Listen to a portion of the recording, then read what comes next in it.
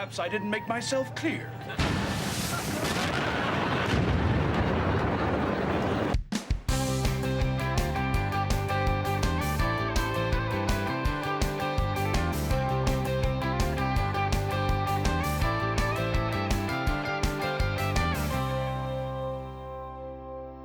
Hi everyone, I'm Luke Hector and you're watching The Broken Meeple. This is a YouTube channel about board games where I give reviews, top 10s and my honest opinions, regardless of the consequences. We'll get on with the show in just a minute, but first a quick word from my sponsor.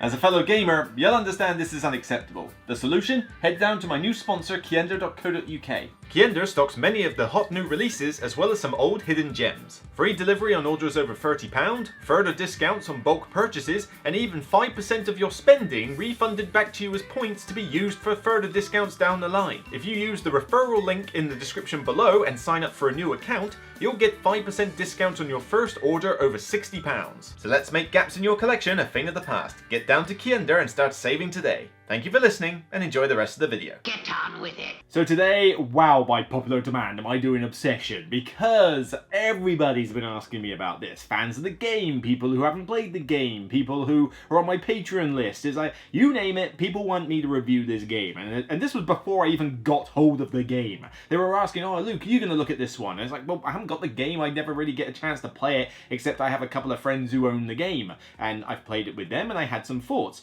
But then it finally came back with a second edition, it came back on retail, and I thought, you know what, let's get the entire lot. Upstairs, downstairs, Wessex, Obsession, get the whole lot and jump into it properly. Play some group games, play it solo, and give it a full review. And blimey, I might want to put my defences up at this point. The people who want me to review this are waiting on tenterhooks with pitchforks at the ready, just waiting for me to give this game anything less than a 10 out of 10 and then will hunt me down. There's a lot of obsessed fans for Obsession, go figure, and hopefully that joke's not going to be a repeat this video. But yeah, it's got its fan base, and this is what is classed as one of the biggest sleeper hits ever. It came out at first and barely anybody talked about it, but there was a few little voices saying, oh, this game's really, really good, but it's like, barely even heard of it. It was an indie Kickstarter. It's just one game, Kenta Games. It's just like, this is it. It's pretty much a self-made Kickstarter, kind of like a, almost like a dream project for them. And nobody really cared. And then all of a sudden, in recent years, people won't stop talking about this game. And suddenly it's in the top 100 on Board Game Geek and, topping a lot of people's charts. It's just like, what happened? When did this suddenly become like the new hit, considering it came out 2 to 3 years ago?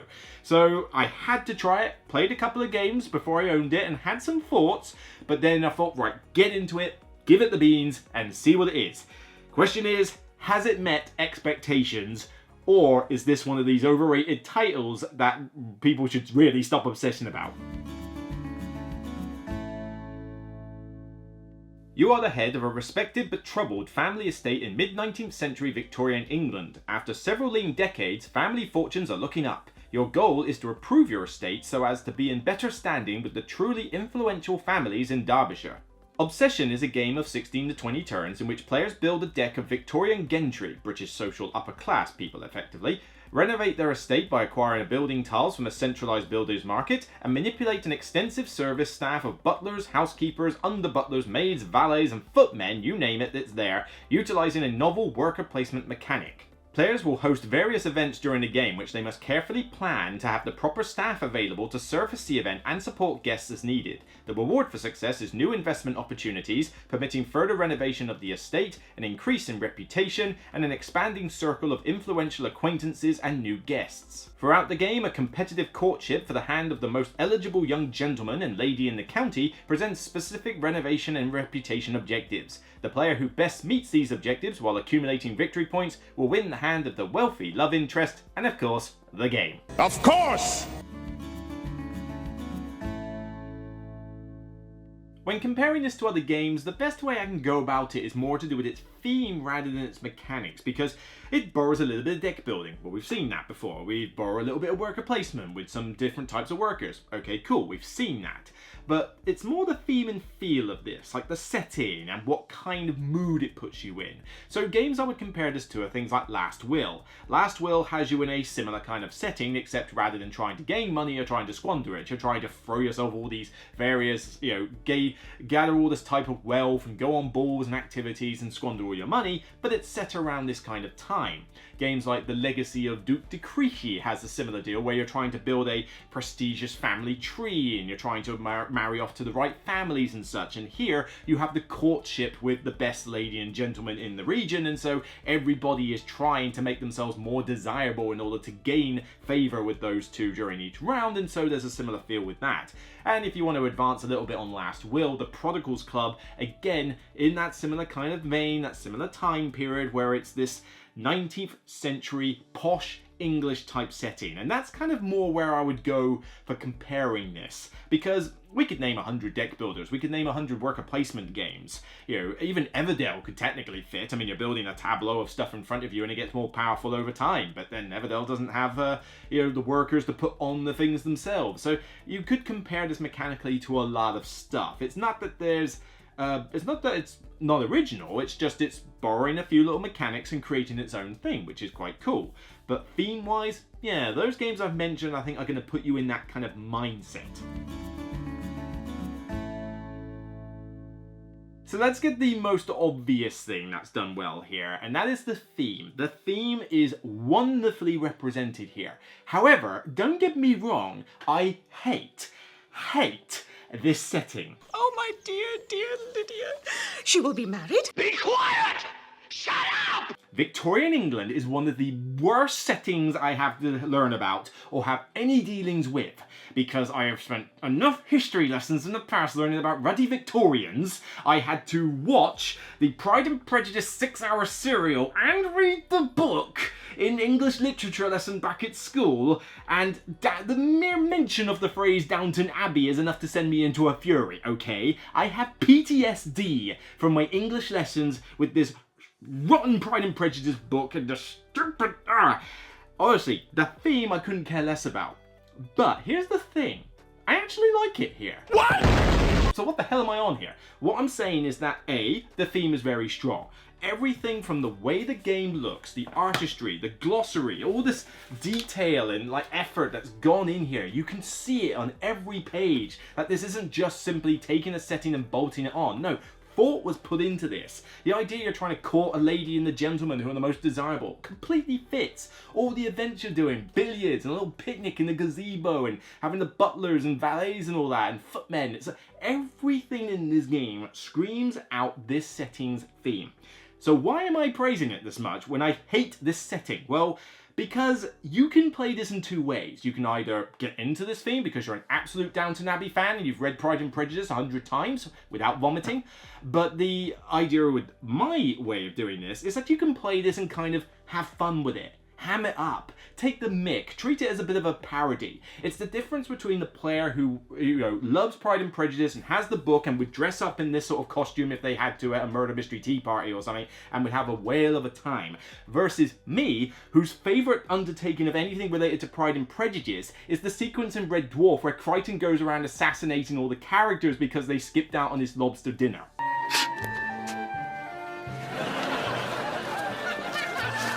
That sequence in Red Dwarf will go down as one of my favourites because it just speaks to me on so many levels. I love it. No robots got PMT. But that's the thing. I don't know that many people who are massive Pride and Prejudice fans and don't watch Downton Abbey all the time, but we can just have a laugh. The fact that I'm holding billiards or playing bowls or doing some, having another ball and that. You can take the mick, you can ham it up, you can just sort of treat it as a parody, and it works great in that setting as well. So even someone like me, who some of you out there are probably wanting to stab me with pitchforks at this point because I'm ragging on the Pride and Prejudice history side of things, can still have fun with this game. And I thought it was going to chase me away like crazy, but you know what? If I just go in with that happy-go-lucky, take little have fun with it, ham it up mindset, it actually works really well, and I can't deny that the theme is just screaming off this game. Component quality follows on from that front. I mean, wow. This was a Kickstarter, yes. I've seen Kickstarter projects all over the shop from various different publishers, and most of them, from people who do this on a regular basis, can't get stuff that looks as good as this. This stuff is really, really good. And you can buy this game, I think, for like around the £50 mark. I think it was like 50 something pounds you buy this for on retail. That's insane.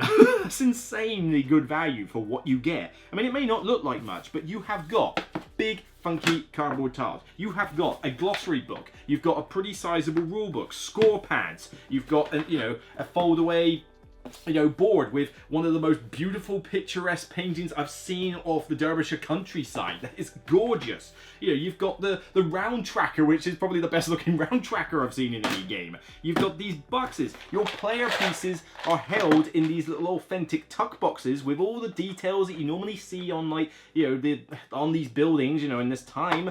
And here you can have all your room tiles. You've got different size and color meeples. There isn't really a bad component in this game, other than the fact that the first edition came with really chintzy little cards and they were a bit of annoyances, but this is the second edition of the game, so in this copy they gave you larger versions to use. Thankfully, that is a good thing. And honestly, I can't really fault a component. Even a giant bag for all the tiles. Oh yeah, what tiles? Oh, these tiles. I mean, I've got, big bags of stuff here, but then you've got all these chunky tiles with not a lot of artwork on the tiles, but it's clear and easy to read what's necessary. And there's pictures on some of them, but for the most part, these are kind of generic. But in terms of their look, but it's functional and it fits the setting and the theme. Honestly, wow. When I play some games and I see component choices where, remember the Skyrim review I did before? That retails for £125. This game completely creams Skyrim in terms of its component quality, and it's available for less than half of that price.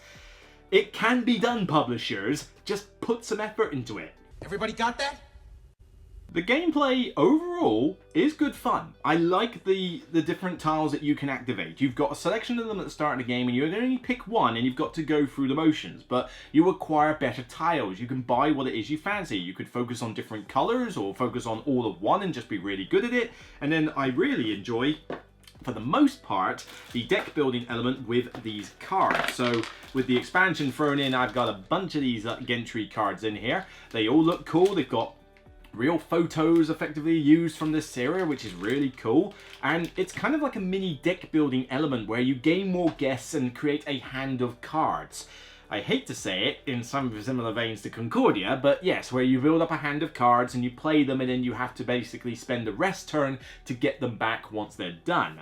But the card system in this is really cool. I like building up a little mini deck of all these guests, and I like sort of taking the mick out of the types of guests I've got, especially when they've got lots of different little rewards. Like some will give you a little reward and not cost very much, but then for example I pick up a guest who can get me a ton of money but also loses me reputation because they're not particularly popular with everybody, and that's a cool system as well. However, we'll get to a negative with the deck building a little bit later. The rules of the game are actually not that complex either, with a caveat. In terms of how you play the game, a lot of it is actually written on your board, a very nice little reference guide for the order of play. So I'll look at my hand and go, right, well let's see, I got that gentleman, she's a woman, okay, I got that gentleman, and so forth. And you're trying to combine the rewards for different things. Again, it creates good, powerful combo turns. But then I also need a footman, okay, there it goes there. And then you just resolve all the effects. So your turn sequence is actually not particularly complicated. That being said, the rules are quite extensive and it's not the best rulebook I have seen. This is kind of a mix of a good and bad point. I mean, there's certainly a decent amount of detail here and certainly a lot of pictorial representation, but the order in which some stuff is written and some of the way it's worded does make getting through this rulebook a little bit of a chore at first. I mean, it's not an easy game to return to if you've forgotten the rules after a period of playing, but if everybody's au fait with the rules, then the gameplay is actually pretty smooth. It doesn't feel clunky and you can get through it reasonably well, but there is quite a lot of stuff to absorb. I mean, there's certainly a lot of text and a lot of long-winded explanations for stuff you can do in this game, and I almost feel like this rulebook could have actually been smaller with what it is you're doing in the game as it is. The solo game is relatively straightforward. You effectively have a card with a score and a layout on it, which effectively dictates the type of solo AI you're going up against, and then for the most part you just play the game as normal and do what it is you want to do, but the AI basically will take the odd tile and score for certain things, and then by the end of the game you have to beat that score for that AI, which during the game has values for their tiles so that they can court the lady and the gentleman at the same time. Honestly, the solo mode's such a nice, easy implementation compared to a lot of other solo AIs that you probably will end up playing this game more solo than you will in groups. More on that a bit later. So far there's a lot of good stuff to say, but there are some bad elements as well. Oh God, you're killing me! Firstly, the player count and the scaling with the length. This game says on the back 1 to 4 players and 30 to 90 minutes. How on earth it is physically possible to play this in 30 minutes even solo is beyond me. But 90 minutes with 4 players? You serious? Good friggin' luck with that, oh my word. This is a game that frequently can take anywhere between 2 to 3 hours to play at 4 players. This game goes on a long time, and part of the reason is because you have 2 ways of playing it. That 30 to 90 minutes on the box is assuming that you are going to play this game in what is called standard mode, which only has, 15, 16 odd rounds in the whole game. Now, that standard mode is fine, maybe for the odd solo game, but you're gonna really want to play this in extended mode because in standard you don't get to do quite as much with the high level building tiles as you would because the game's ended too soon at that point. So you play this in extended mode in this format. Thing is, that's now bulking up to 20 odd rounds, and believe me, that makes a difference, those extra few rounds. But it's also the most enjoyable way to play it, so you kind of have to make the choice between longer, shorter, but then less enjoyable, more enjoyable, and that's a little annoying. But also, turn downtime can be quite high. The analysis paralysis capability of this game is fairly extensive. You've got all these different tiles to pick, and then you've got to figure out which men you need and what characters you use in your hand. If you're not planning your turns in advance, you're going to have problems, and the fluctuation of the builder's market doesn't help in that respect. But while it's not your turn, you can't really do a lot other than plan that turn. Once you're done with that, you've got to wait for multiple people to do what can be fairly lengthy turns, and so these games, as I say, can go on for a long time. We're talking 2 to 3 hours easily, but also, well, 2 hours if you're lucky with 4 players. You're more looking onto the 3 mark, particularly at conventions. But even then, I'm sort of sat there going, right, I'm ready, you're done with your turn, you're done with your turn. There's not a lot of interaction in this game at all, particularly between players. I mean, other than the fact that they might buy your building tile, they've got their own meeples, they've got their own cards, they've got their own house and reputation marker. I don't really get to do anything with the other players apart from just laugh at the setting that they're doing, which is fun, but that's not the game doing that, that's me doing that. I said supper is ready. Now, there is a common complaint that is made about this game when you look online at other reviews, and I gotta admit, I do share it myself. It's not a deal breaker, but it definitely is a complaint. The luck factor of this game does stem from quite a lot of different parts, and when it all adds together, especially if you're playing as 3 or 4 player and it's taking 2 to 3 hours, it can feel like that maybe there's a bit too much of it. What do I mean specifically? Well, there's several things. Firstly, building tiles. They come out in different orders. Some of your objectives require the exact 2 or 3 tiles to appear in the game. If they don't appear in the game, your objective's null and void. It's a wasted card in your hand. The objectives may come out really high reputation, and you might not have very high reputation at the time, in which case you can't really build anything for the turn, and you don't get that many opportunities to do it, so you're stumped if that happens. But 2 big aspects of this game where the luck does get a little bit annoying, and I do find it slightly questionable design-wise here, is twofold. Firstly, you've got these gentry cards, the different guests. They come in 2 different decks, but basically some are more powerful than others. But most of them are like, oh yeah, they might give you a VP or 2, or maybe some more, and they'll give you various bonuses and need different people. But then you get ones where they give you a big bonus, but usually a big negative. That's cool. This one here, Coralie Porter, gives me 600 quid, and knocks my reputation down by 3. So okay, there's a big bonus but a big negative. I'm cool with that. But on top of that, they're negative VP. That I don't like, because it's annoying to draw several guests from a pile and have, there's a 0, oh, there's a -2 and there's a -2. Well, I'm stuck with -4 victory points. And it doesn't balance out because other players may get more luckier with the draws. Now, there are actions in the game that do let you scrap these guests, but you have to spend time out of a 20-turn game to do that, and use a particular guest to screen them. And I'm not even certain if that guest is in the initial game or in the expansion, but even then, I've never seen anybody use that, well, not guest, sorry, one of these meeples. I've never seen anyone use the meeple in order to screen guests. Never have I seen anybody do that in any game whatsoever. And so, drawing those negative VP guests just feels like you're getting hampered by dumb luck. And I don't know why they're in the game to begin with. Why do they need to be negative VP? You already have a negative part of the card. It's on the card. Why make it worse? If I have to spend actions getting rid of bad guests, that is something that another player is not doing. Therefore, the other player is doing better as a result. The other part is with the courtship of the Fairchilds. The Fairchilds requires you to gather certain tiles and get as much VP as you can in different colours in order to court them. You can play it by open or closed courtship. Don't play by closed courtship, but I think the solo mode actually requires you to play by closed courtship, which is not something I'm a fan of. But open courtship is the only way that I'm willing to let it fly, because that one at least you reveal off the top of the deck, like, oh, it's green, blue, red, whatever. This isn't the deck, but you get what I mean. And it was revealed at the start of a season, so at least you know what it's going to be as the game goes on. The problem is, that might gel with what you've got in your objective cards, it might not. You know, it's all well and good saying, well, you know, reds are going to court Fairchild. Oh, I've got an objective that wants me to gather red cards, that's brilliant. But if my tactics don't go that way, then I'm kind of losing out to what is a particularly powerful card. Oh, it sounds dreamy. So Obsession had a high benchmark to achieve, with everybody that's been raving about this game, the fact that it's a sleeper hit, now it's in the BGG Top 100, not that I care about the Board Game Geek ratings, I mean, come on, look at recent events, but also just the fact that fans of the show are wanting to stab me with pitchforks if I don't give this a 10 out of 10. There was certainly a lot of like, okay, right, you're setting the bar high, have you met my expectations? For the most part, I have to actually say yes. The theme, obviously, is not one that I go mad for. You know, Pride and Prejudice and all that, PTSD, I've already mentioned it. But I can have fun with it. I can just ham it up and just have a bit of a laugh with it. And it works for me in that regard. You know, don't take it too seriously.